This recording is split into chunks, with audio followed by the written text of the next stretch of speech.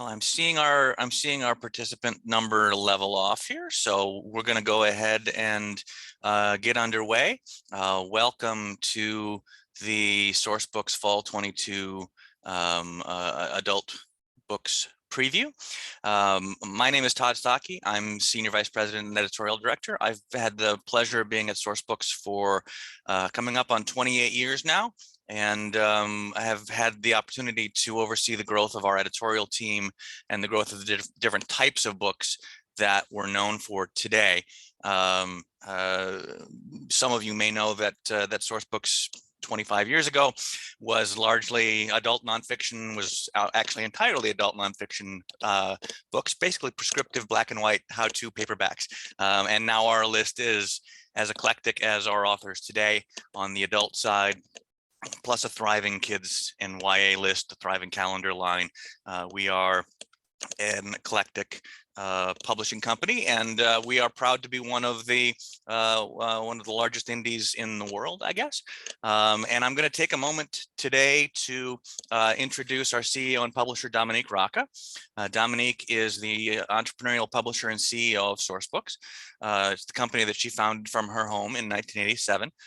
It was originally a source of information, financial information for bankers for the first couple of years, but we've had a continually growing, pioneering book publishing house that happily produces everything from adult to children's books, college guides, baby names, teen fiction, all kinds of things. And we've been able to grow to a point where we've created scores of New York Times bestsellers, hundreds of national bestsellers, #1 selling titles in perennial categories. Today, Sourcebooks has nearly 200 employees. When I started 28 years ago, there were 7 of us. So indie presses aren't supposed to do this, folks. And we thank you for joining us on this journey.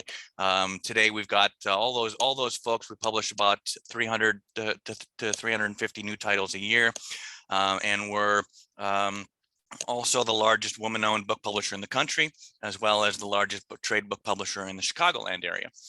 Dominique has been recognized as a leader in innovation in book publishing and has won every innovation award that the industry gives. She was named the Publishers Weekly Person of the Year in 2016.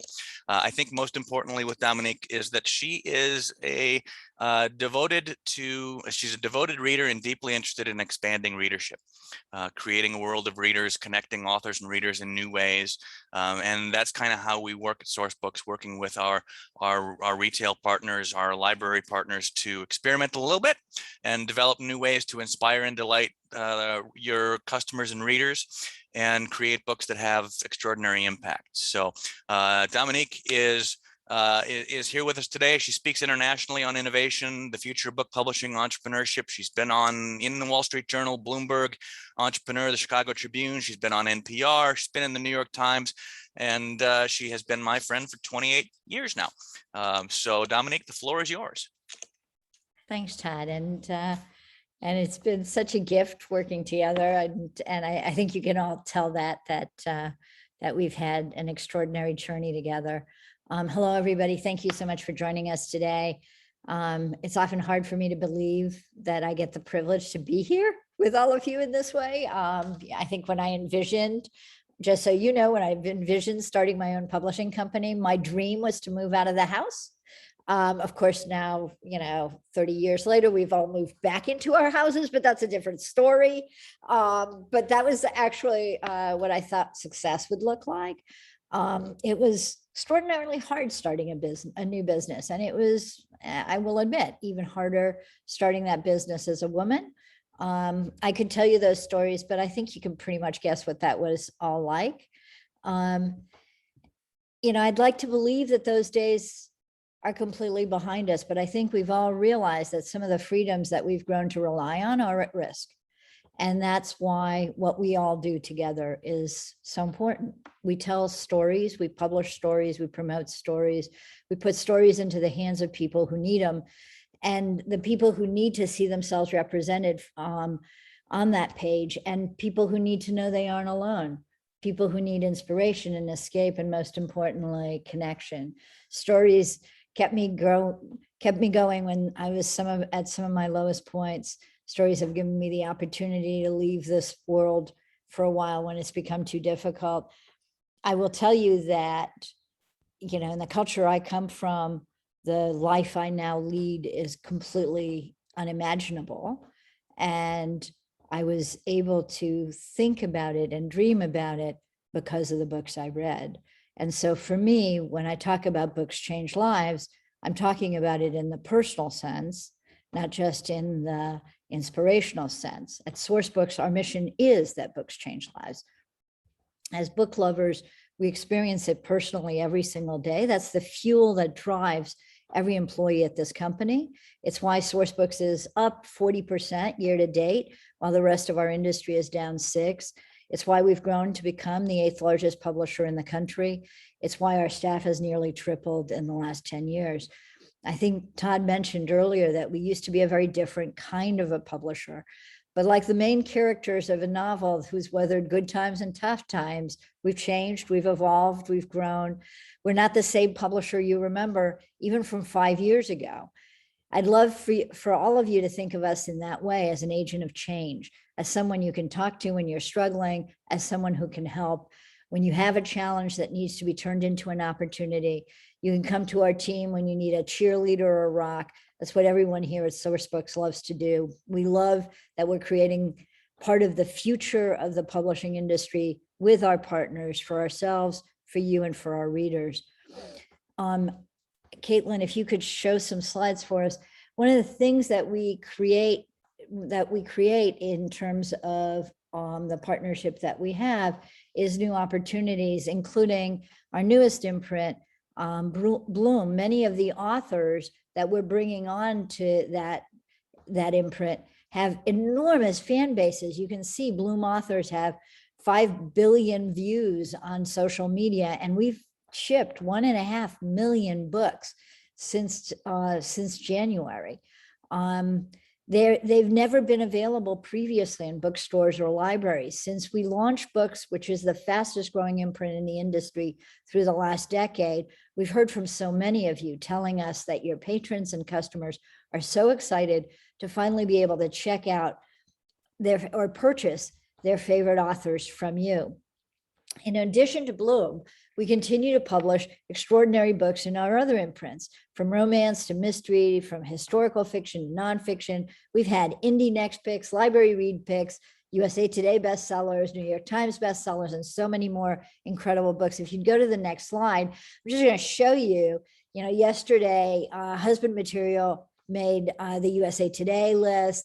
Twingo, which is actually on the previous slide, Things We Never Got Over, was on the USA Today list. And a book that is actually not here is on the New York Times list, which is Wild as the Witch, which is one of our YA titles.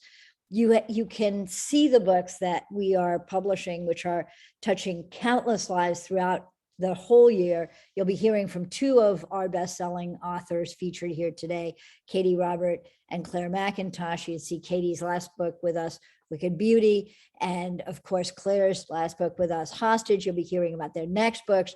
They're going to continue to be bringing you stories that you're going to love, recommending and hand selling. And we have authors who are new to us on the call too. Authors we suspect will soon be your best sellers. And very quickly, I also wanted to congratulate, if you go to the next slide, one of our other authors who you're going to be hearing from today, Christina Mcmorris. Congratulations on hitting 1 million copies sold club, which is 1 million copies is sold on a Monday. It's been absolutely extraordinary working with you, and we can't wait to hear you talk about your upcoming The Ways We Hide. Thank you so much for your partnership, Christina. One more thing that I'm incredibly excited to share with you about Sourcebooks, and I told you that everybody on our team believes that books change lives. And in addition to publishing amazing books by truly remarkable authors, we often take a stand. You saw us do that last year when we published the Ruth Bader Ginsburg calendar, and we ended up donating nearly $200,000 to charities that were important to the late Supreme Court Justice. You'll see us continuing to support those kinds of causes with new products like Queer All Year, our Queer All Year calendar, our Banned Books Journal, which we're doing in partnership with the American Library Association, and our My Body, My Choice calendar. Proceeds from each of these products will go to causes and charities that will help fight against hate and repression. And we hope that these calendars and journals will serve as a small reminder of the joy for our readers. My last comment before I hand this over to our authors, who I'm sure you'd much rather hear from than myself, is to reaffirm that Sourcebooks prides itself on telling a wide range and a diverse range of stories, and we have since we started. We are an outsider indie press. We want people to see themselves on the page, and we want people to read about experiences that are different from their own. I told you that I love data earlier, and the data shows that when people read more, the more people read, the more empathetic they become. Books won't just change lives, they can change the world around us. They'll make it a better place. And the authors that you're about to meet today are a huge part of that. I'm so honored to be their publisher, and I cannot wait for you to hear from them. I'm going to hand it back to my good friend Todd, and he's going to kick off the introductions. Todd, will you introduce our first author? Thank you all. Indeed. One piece of quick housekeeping beforehand, before I introduce the authors, just a friendly reminder from our marketing team that these books are available for download on Edelweiss and NetGalley, and that we have the Edelweiss collection in the chat. So first up, I'd like to introduce you to the author of a book that we think is the must-buy, must-gift book of the year. In my job in editorial acquisitions, we see submissions come over constantly. We're constantly reviewing things that are coming over from mostly from literary agencies. We're creating some things on our own, and sometimes we get emails from folks that we don't know, as occurred here with Black Hollywood by Corel Augustus, which was a submission that came over. I believe it came over on a Saturday night or a Sunday morning, and by Monday morning we were scheduling our talk with Corel, and I'm happy to introduce him here. He comes to us he's a Los Angeles-based photographer, and his career has taken him around the world to shoot some of the biggest stars on the planet. His celebrity clients have included Viola Davis, Beverly Johnson, Mariah Carey, Elizabeth Banks, Pierce Brosnan, Meghan Markle, Serena Williams, Snoop Dogg, and more. Corel, can you tell us about Black Hollywood? Yes. Hey guys, I'm so honored to be here. Thank you so much for having me, and I'm just incredibly happy to be a part of this incredible team of people I'm looking at. So yeah, my photography book, Black Hollywood, I just recreated iconic scenes from movies and images with African-American celebrities and entertainers. And the idea came about in a myriad of different ways for multifaceted purposes, but ultimately just to be creative in the sense of, what if? I grew up in America. I'm a child of the 80s, and I watched the Dukes of Hazzard and the Goonies and Dirty Dancing and all those wonderful things with my family. We sat around and watched them on repeat multiple times. I think the summer of '87, it was just those three things that I named. And at some point, I just started feeling like, I could observe people having those things and having that type of fun, but not really participated in it with myself. So I just started to wonder what that was about and what I could do to sort of kind of course correct it, even if just for the 12-year-old that lives inside of me. So that's how the book came about, and I'm very excited about it.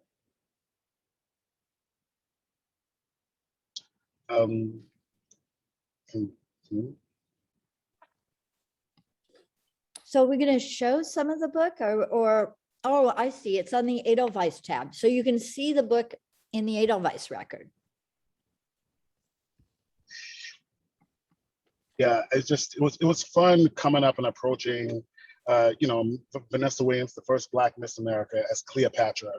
I saw her as Cleopatra, and she embodied that just for me. And I was so happy to get her in the book. I'm not sure what slide.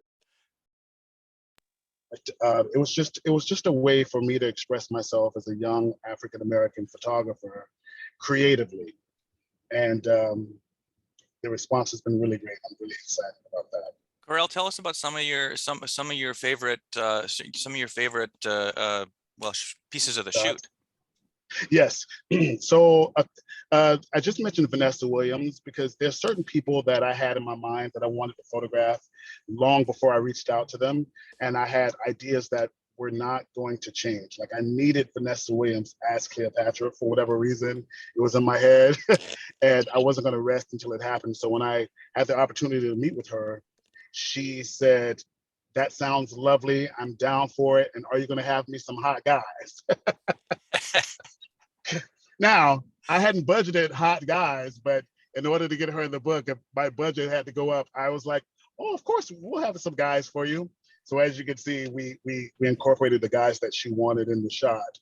So that's one of my favorites. Just if not just because of what she represents and her historic factors, but just the fact that she embodies the qualities of what I look at Cleopatra to be. And I was just really happy when she said yes to that. So, Corel, what did you see this? How long have you been working on it? First off, well, how long have you been working on this project, and what did you yeah. see as the end result? I mean, did you ever envision a book, or what were you thinking? So yeah, I think the first shot was February of 2010. And ironically, the first shot that I did is actually the first shot in the book, which is Aisha Hines as General Patton in front of this huge American flag. So over the years, if I started in 2011, 12, there's so many social things that's popped up within that time frame.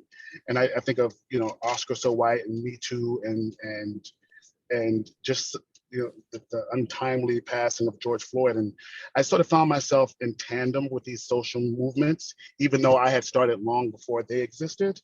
I always knew that I was working towards a book. I knew that I wanted it to be a book. I thought it would be incredible as a book, but I also thought it would be incredible as an art show, a gallery show, a traveling show. But I think my end goal was always a photography book. Over the years, because so many people followed me and wanted, and it's a great YouTube channel where you see me creating all these shots. And I think after a while, people were just like, "Okay, where's the book? Where's the book?" And I adopted this saying of "It's happening," because that was how I kept myself going.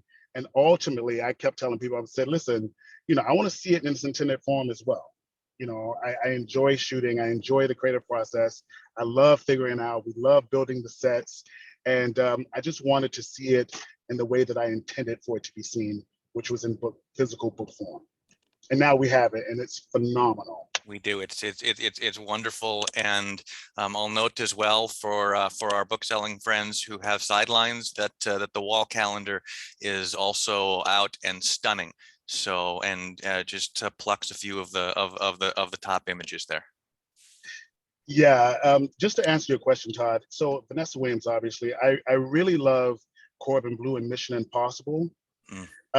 And because when an idea formulates in my head and I have to now get that in a physical form for everybody else to see and look at, it's quite, and I'm sure writers across the board have this experience between thinking about it and then putting it in the world the way that you intended, and then seeing it, in this case, seeing it manifested the way I saw it in my head.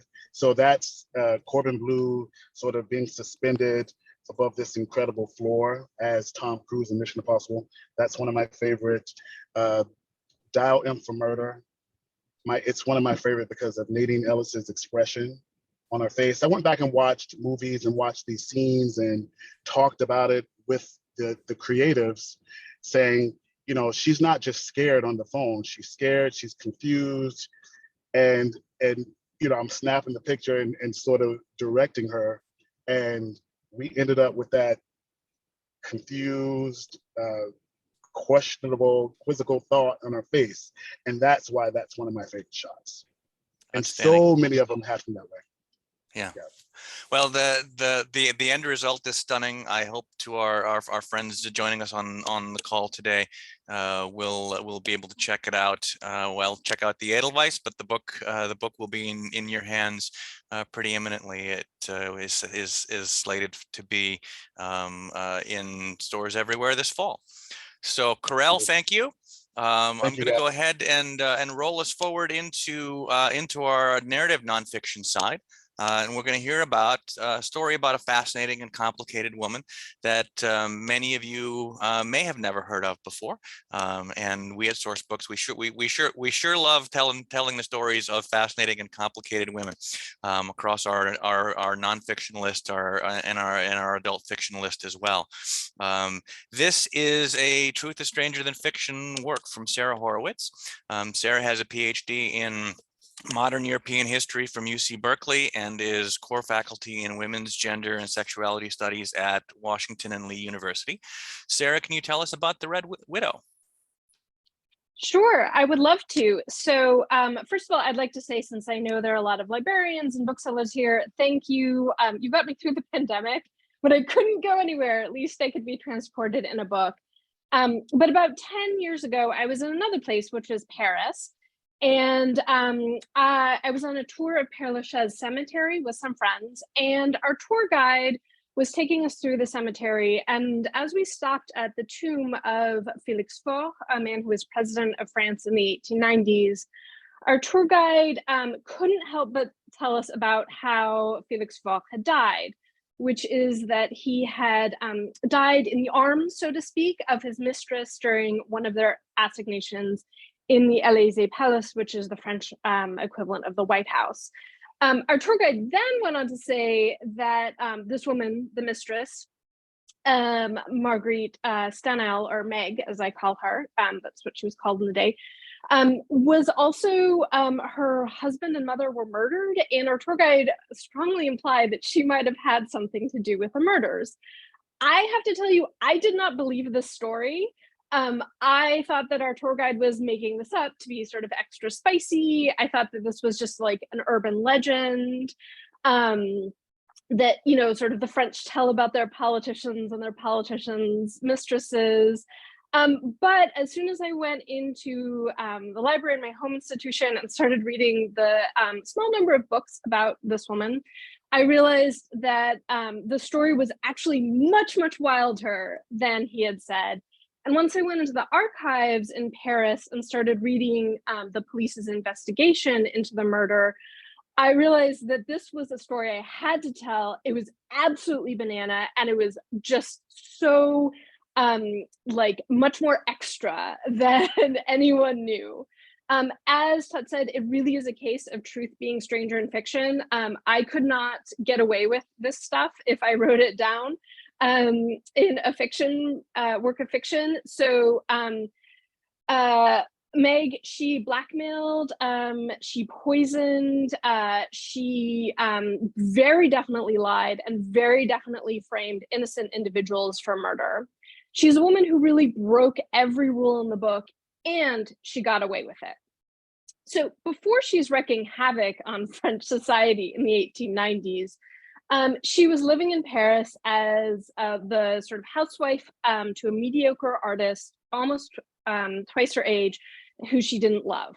And basically, she was facing the prospect of years of domestic drudgery. And, you know, she wasn't content with her fate. I think we could understand that.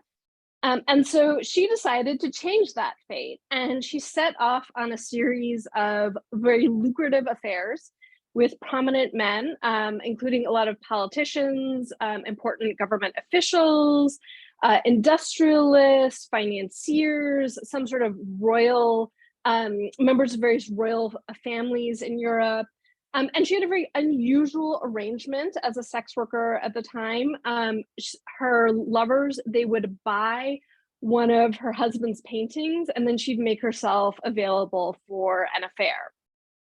Her most famous client was indeed Félix Faure, the president of France, who shoveled huge sums of money her way until he died of a stroke that he had when they were together.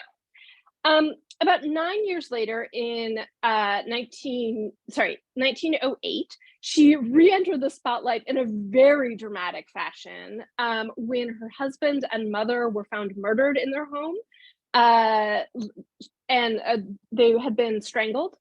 And she was the only survivor and the only witness. And she told this shifting series of totally improbable lies that no one believed for months. And I don't want to reveal too many spoilers here, but I'll just say that the book really becomes about how far she'd go to clear her name, and also how far the authorities would go to protect a member of the elite. And the answer to both questions is very, very far. I'm really excited this book is coming out now because it resonates with like everything I've been watching in the past few years. I think it will appeal to fans of Bridgerton and like some people who like a sort of sexy tale set in high society, but it's like Bridgerton with murder where everyone is bad and there are no happy endings. It's also a work of true crime, and I think it comes at a really interesting moment for the genre. You know, a lot of us like are sort of increasingly questioning like the sort of, should we rely on the police? Sort of, do the police actually, right, sort of do more to protect the rich and punish the poor? And this is a case where the police are lying, and that's really central to the narrative, as well as that sort of protection for elites. And then lastly, I kind of think of her as like a Elizabeth Holmes or Anna Delvey, like a girl boss gone wrong. Like them, she had lots of hustle, was really, really smart, really, really ambitious, really, really hardworking, but could not stop lying, and you know, wasn't always using her talents for the best purposes. So even though this is a story that's set over 100 years ago, it has a lot of things that are familiar to us. It's a story about sex, corruption, scandal, rumor, conspiracy theories, grifters, elites behaving badly, a criminal justice system that protects elites and punishes poor people. And above all, it's the story of an anti-heroine who's a victim and a villain, who does terrible things, who's a force of utter chaos, and who is never, ever boring. So that's it. Okay, thank you, Sarah. One of my favorite things, nonfiction that reads like a saucy novel. All kinds of ways into this one. We're thrilled about the Red Widow coming from us soon. Up next, we're going to move into the fiction side with Katie Robert. She's an author whose books are really very much on fire these days. Most recently with us, Neon Gods, Electric Idol, Wicked Beauty have all been tremendous successes and continue on week over week, month over month, and soon to be year over year. Seem to be perennially finding more and more readers. So it's been a real joy to see booksellers and librarians like the folks here today with us today really embrace Katie's books, and we're thrilled that several have landed on Indie Next and Library Reads lists. Katie Robert is a New York Times and USA Today bestselling author of spicy romance. Entertainment Weekly calls her writing unspeakably hot, and her books have sold over 1 million copies. Katie, will you tell us about The Court of the Vampire Queen? I would absolutely love to. I am so excited to be here. I'm so deeply appreciative because my books would not be a success without librarians and booksellers. And so like, I love, and I also love these events because I just am on Amazon, or nope, I'm buying stuff.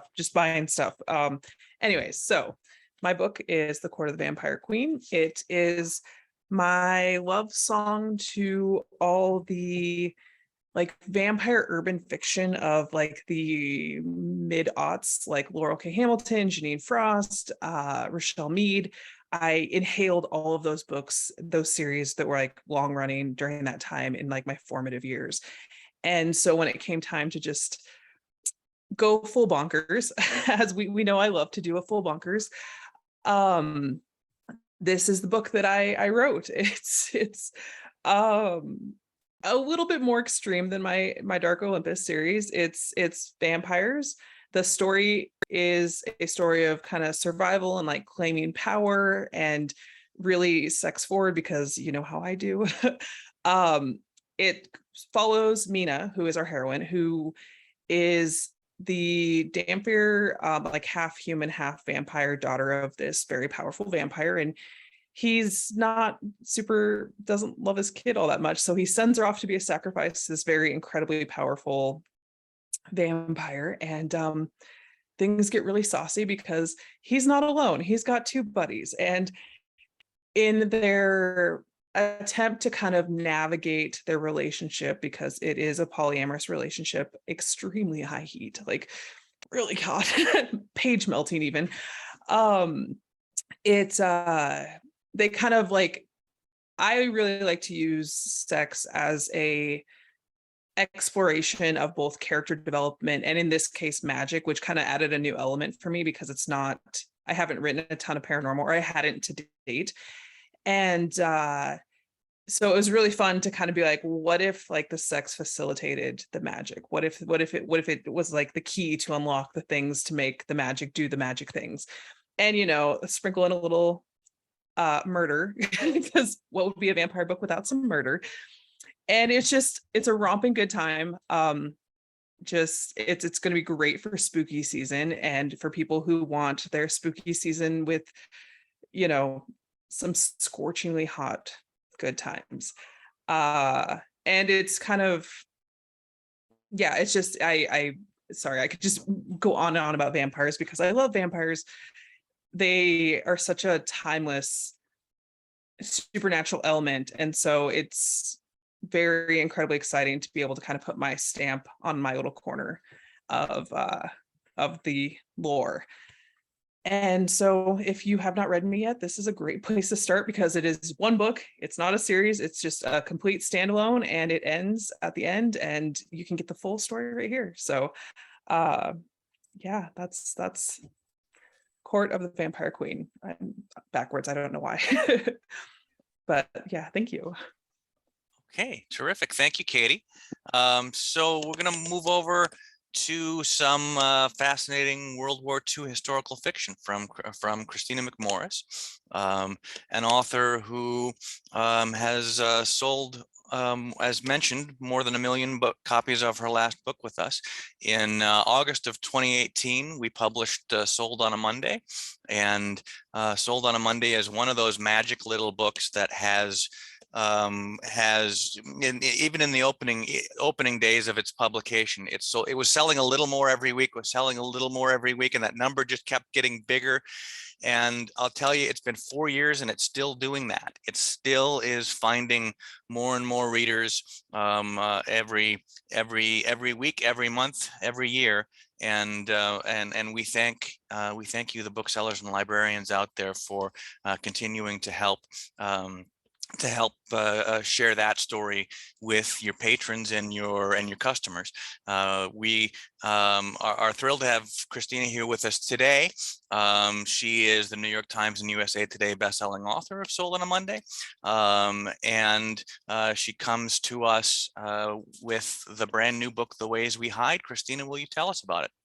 Absolutely. Hi, everybody. Thanks for having me here today. And yes, I will say, as all the authors here, we can all agree that we always hope when we put a book out into the world that more than just our family and friends who feel obligated to buy a copy will actually find our stories, and that they have done that with the last book. And I'm so grateful to all of you. So thank you. And to Sourcebooks. Oh my goodness.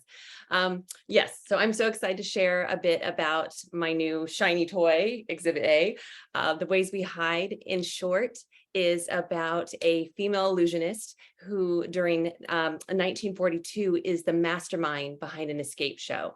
And the reason she's so good at escape is because of a childhood tragedy that she survived that traces back to Michigan's Copper Country. That was inspired by an actual true story that is so heartbreaking and stunning. I was stunned that that I had never heard of it before. And I think a lot of people haven't. So of course I had to write about it. And in my story, my character, because of this skill set she forms, gets recruited by a British military intelligence group called MI9. Now, you probably all heard of MI5 and 6, and actually, as Corel is just saying, with Mission Impossible, we're familiar with all of that, but many people haven't heard of MI9. There's a reason for that. They were highly classified, very specialized, and that they created escape and evasion devices that they would sneak into almost anything you can possibly think of. And hopefully you'll be excited and as surprised as I am, or I was, when you read my story and see the things of how clever they were. And they would smuggle these items into care packages that they would send into Allied POW camps to help them escape, and also to put on the bodies of Allied airmen who were downed in occupied territory to help evade Nazi capture. And in my story, my character, because of her work with MI9, gets pulled much deeper into the war than she ever expects. So you'll have to read the book to find out more. I will do a little quick show and tell today. So some of the mini gadgets that they use that are incredible. One of the things that they would do with Monopoly boards in particular, and many other things, and Allied airmen sewn into their uniforms, is they would do silk maps. And the reason for that, this is from World War II, is because it was in color, which helps navigate the area better, obviously. Also withstand the weather, dropped in puddles and everything else. And most importantly, when you fold it, it would not rustle if you were trying to hide, which of course is key. Now, Caitlin is going to show you a very fun little demo video that I have of the mini MI9 gadgets. I'm suddenly becoming a crazy lady collector of these items. So here is one of the things that I have. So this is a replica of a playing card from what was called a map deck during World War II. MI9 would smuggle these through care packages that were sent to POW camps to help Allied servicemen escape. Now all you have to do is soak it in a little water and you'll see what happens. Now that it's soaked through, you can see how it easily peels apart. So by laying out all 52 cards, you've got a detailed map to try to get yourself home. So that's just one of many cool things that I'm putting in boxes these days. If you want to see more of those, because they're just ingenious, you can go to my Facebook author page or Instagram, and I keep posting some new ones every week. And other than that, I'll share very briefly the inspiration behind the story, because a lot of people want to know how on earth, did I connect sort of Copper Country and magic and MI9? And it's because I went to my trusted file of story ideas. I'm sure some of these authors probably have the same thing, right? We stick them in and you hope that maybe something in there will generate a novel, but maybe they're a nugget of an idea that doesn't seem like it's a full novel yet. And I had tossed in there a couple things years ago. One was a photograph that I found on the same website, actually, that I found the stunning photo of the children being offered for sale that inspired Sold on a Monday. Well, the next photo was of children who had not survived this heart-wrenching tragedy. And it was so haunting, I put it in the file thinking it's much too sad for a whole novel. But when I went back to the file years later, I saw that right next to an article I'd saved called How Monopoly Won World War II. And when I put them together, within about 15 minutes, I had about 2/3 of my story, like a movie in my head. And I thought, what if there was a survivor, a child that survived that tragedy? And because there's a claustrophobic element to it, what if she became obsessed with escape? She always needed 2 ways out of any room. And naturally, because of the time period, her idol would become Houdini. And as I researched Houdini and magic and MI9, and I will say Houdini, with biographies I read about him that were somewhat recent, there are stunning things that I found in there that absolutely somehow traced to MI9 that I can't wait to share with you. So that's how it all came together. And as far as, I will just say, what surprised me the most with the book, aside from those things, was the amount of research.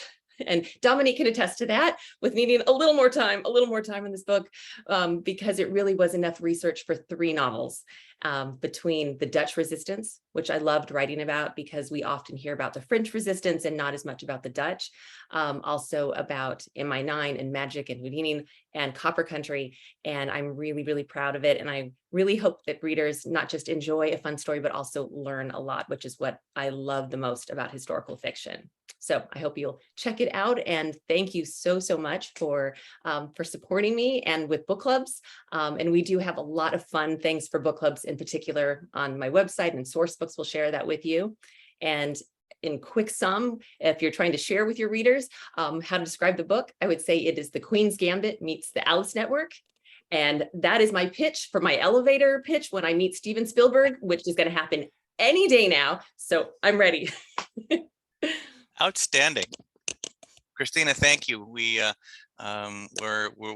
eager for the general public to get their hands on this, and to our librarian and bookseller partners, I think you probably know that we'll do everything that we can to support you and your book clubs. They've been a key ingredient for Christina's book prior to this, and for so many across our list, and we're here to help you. So we'll move us on next to an extraordinary writer who has devoted her life to the written word, and we're very thrilled to have join the Sourcebooks Landmark family. Anne Davila Cardinal is a novelist and director of recruitment for Vermont College of Fine Arts. She helped create their winter MFA in writing residency in Puerto Rico, and she comes from a long family line of Puerto Rican writers. I want to tell you a little bit about, but pull back the curtain here. I mentioned before a little bit about our acquisitions process and how we get so many submissions that come across, and we look at so many things. We literally every week we look at scores of projects, and it is uncommon that at least I've never had it in 28 years that the first line of a submission stuck with us. And in The Storyteller's Death, the first line is, "There was always some old woman dying in the back room when I was a child." And I see Dominique mentioning that she remembers it well from the acquisitions meeting. I remember it well. And I quoted it verbatim to my husband as I was telling him about this book, verbatim. So there are a lot of other words in the book besides the first line. Anne, will you tell us about it? Sure. Oh my God, you're going to get me crying before I've even begun. Thank you so much, Todd. I'm so honored to be here, especially with these amazing authors. The first library I ever went to was the 125th Street branch in New York City. I was 6 and I took out The Snowy Day. I was so happy clutching it to my chest as I walked to meet my brother near the circulation desk that I almost didn't notice the table of books, standing all in a matching leather row like soldiers. They were like encyclopedias at home, but different. "What are those?" I asked the librarian with the kind face and the tightly cropped afro. "That's the Oxford English Dictionary," she whispered, going on to explain that it contained every word in the English language and tells you where it came from and why. My brother had to drag me out of that library and onto the blustery street, away from that mystical woman and the pull of all those words. That was when I realized that librarians are the keepers of the universe. One of my first jobs was at the largest bookstore in the world. This was when Barnes & Noble had 2 large stores on 18th Street and 5th Avenue. I'm just dating myself here. And combined, they were said to be the largest anywhere. I loved that job, recommending books, taking them from the cavernous basement in a canvas tub, then shelving them neatly. The thunk of the last one on the shelf, the most satisfying sound in the world. I'm not sure I took home any actual pay from that job, but that was when I decided that bookseller was the best job in the world. All through high school and college, I tore through every work of magical realism I could find on my mother's shelves and at the school library. 100 Years of Solitude, The House of Spirits, and The Youngest Doll by Rosario Ferre were some of my favorites. I was comforted by the idea that life wasn't always as it seemed, that there was a current of magic running through our day-to-day lives. Because that was how it always seemed to me each summer when I was sent to stay with my great aunt in Puerto Rico. I would play for hours among the palm trunks in her backyard, eating tiny bananas called guineo niños, trying to catch small green lizards and inventing fanciful stories that lifted me out of my difficult life, at least for a time. It was that escape, one that was not away from family trauma, but towards a little magic, that inspired them The Storyteller's Death. I would never purport to be as talented as those magical realist authors that were such an integral part of my life, but it was my desire to honor them and what their stories meant to me in this book. The novel was born from family stories. Every family has them, and I'd heard tales from my mother and other members of my Puerto Rican family, about what life was like on the island before I was born. After my mother's death, when I was already an adult, my cantankerous Uncle Jorge told me that some of the stories I heard were not true, and this completely unmoored me. I felt lied to, like I didn't know who our family was. But on seeing me that upset, my cousin Jose Luis asked, "Why does it bother you, Annie? Don't the stories that aren't true say as much about our families as the ones that are?" It helped me to appreciate the importance of these tales. And I wish I'd recorded more of them while the older generation was alive, except for Jorge. He was too damn bitter. But for the main character of the storyteller's death, Isla Larson Sanchez, her family stories become very powerful, even dangerous. Like me, after her father's death in 1970s New Jersey, Isla is sent off to stay with her great aunt, Alma, in Bayamon every summer. There, she is cared for by her mother's family and struggles to process her father's death, her identity, and life with her alcoholic mother. When Isla turns 18, she develops a gift, or maybe it's a curse. Whenever a storyteller in the family dies, she sees their stories as visions that run over and over. The only way she finds to get them to stop is to write them down. Until Alma dies, and in the middle of a college class, Isla sees a vision of a murder. But when she writes it down, it not only doesn't stop, it puts her life in increasing danger. She realizes that her dead aunt is trying to tell her something, and she sets off to solve the mystery of the murder before it kills her too. This book is about death, loss, and grief, about addiction and how it affects a family. It's about secrets kept and revealed. It's also about racism and how we can love someone fiercely who has beliefs that go against our very core values. But at its heart, I think it's about generational trauma and how it trickles down until it is brought into the light and faced once and for all. So here I am, so many years later, I'm not going to say how many, writing the books that sit on the library shelves, that ride in that canvas tub or in a bookseller's arms, and hopefully make their way to a reader who might enjoy them. I write because I didn't see myself in most books I read in the past, a girl who straddled two worlds, two cultures, never feeling truly at home in either, except for those works of magical realism. In those, the families are large and rambling, towns filled with so many cousins, it seems like everyone is related to you in one way or another. It rains for 4 years, 11 months, and 2 days. Salt shakers levitate, and dolls are filled with honey and prawns. And in these colonized countries, real and imagined, no one is left untouched from trauma, personal and political. But there, in the often plain fabric of day-to-day life, woven in, do you see it? It's a silver glistening thread of magic, and it runs throughout, making it seem that though there is pain and death and loss, there's always hope, and the chance that something completely marvelous can happen, something magical. Because who in this life doesn't need a little magic, particularly these days? Thank you. Thank you, Anne. We'll all take the magic, and the book is truly magical in An extraordinary read. in a number of ways. interrupting. Thank you, guys. The publisher wants to tell us about it. Yes, yes. Truly a magical read. So we're going to finish up today with the extraordinary Claire Mcintosh, an author that everyone at Sourcebooks absolutely adores.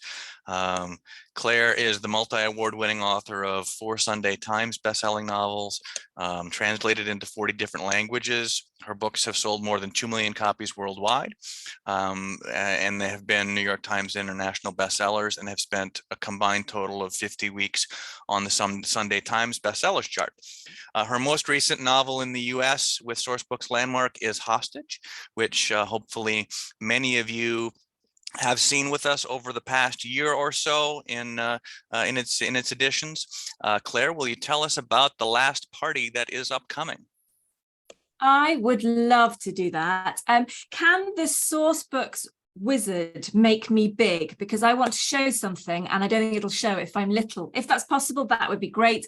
Otherwise, I'll just get really close. I think so they've got Todd you has pinned. said, Yeah, they've got you pinned full screen. well, that's marvelous. Thank you. Todd has told you all about my other books, which means I can dive straight into the last party, but not before I add a little bit of information about my background before I was a writer, because I was a police officer. I was a police officer for 12 years. I worked as a detective, I worked in custody, and I worked as a riot commander, which turned out to be excellent practice for having kids. And a lot of that police experience goes into my books, and no more so than The Last Party, which is a police procedural, a mystery, and the start of a brand new detective series. So the way this started is I live in North Wales, in Snowdonia, near the mountain Snowdon. And it's a very, very beautiful place. I've got a big lake that I swim in, surrounded by mountain ranges. And one of the things I do here is I organise the New Year's Day swim. And the water's maybe 1 or 2 degrees Celsius. And we all dive in and, you know, shout Happy New Year, which in Welsh is Blwyddyn Newydd Dda. And one year I was watching the mist sitting on the surface of the water, and I wondered what would happen if that mist cleared and a body floated towards us. So that's the start of The Last Party. But it's a little bit more than that, because The Last Party is set in a fictional part of this area where I live, where the border between England and Wales runs through the middle of the lake. And we've helped you out by putting a map in the book. We love a map, don't we? I love a map. And I've got a massive version of it here because we played a game when we launched. So here is my map. Here's my lake. Here's the border that runs through the middle of the lake. And you can see that on this side of the lake, which is Wales, is a little town. It's called Cwm Coed, and it's where my detective, Ffion Morgan, comes from. And on the English side of the lake, just starting to be built, is a luxury resort of log cabins, decks stretching out over the water, full of rich people doing atrocious things. Now, that body on New Year's Day has come from the English side and it's washed up on the Welsh side. And that kickstarts a cross-border investigation, which means that Ffion Morgan, who is 30, a bit spiky, a bit difficult, has to work with a detective from across the border. Patricia Cornwell said it had echoes of Agatha Christie. So I guess if you know readers who like the sort of the classic murder mystery, the kind of Lucy Foley-esque mystery puzzle to solve with a contemporary twist, then I'm going to say that you could recommend that, and they'll be happy campers. I'm obviously here in the UK, I'm not in the US, but I'm really happy to do virtual events. I love engaging with readers and with all of you guys. So you can find me really easily on social. And I'm always really happy to do little videos, send messages to your readers. Thanks for listening. Okay, thank you, Claire. And reading the chat, the map sounds like a winner. And I'm gathering from our audience here today that we need more maps in all of our books, please. Maps, and that's actually a thing that we are actively doing, is more maps, more graphics, more fun things at the front end and back end of the book, end papers, those kinds of things that help to draw your readers in. So I want to thank you, Claire, and thank you all of our authors who joined us today. Bigger thank you to everyone who joined us this afternoon. To those of you who might be watching this online later on, thank you for watching as well. We're excited about these authors and their upcoming books, and we're thrilled we had the opportunity to share them with you today. And now you just need to make sure to go to Edelweiss and NetGalley to download, read, and fall in love with them the way that we have here at Sourcebooks. So thank you, everyone, and I wish you a wonderful rest of your afternoon. Thank you. Thanks, everyone. Take good care.